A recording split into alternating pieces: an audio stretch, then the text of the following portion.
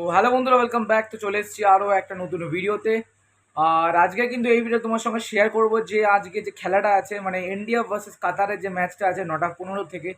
তো সেই ম্যাচটা তোমরা কোথায় লাইভ দেখতে হবে, তো সেই নিয়ে কিন্তু তোমার সঙ্গে বলবো।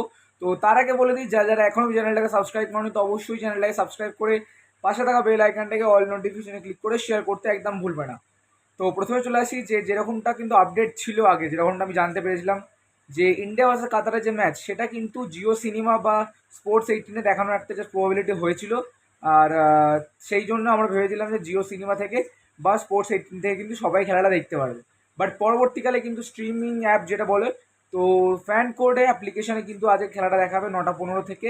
ফ্যান কোড অ্যাপ্লিকেশন তোমরা কিন্তু প্লে স্টোরে খুঁজলে তোমরা কিন্তু পেয়ে যাবে, ফ্যান কোড লিখে তোমরা সার্চ করলেই ওখানে পেয়ে যাবে।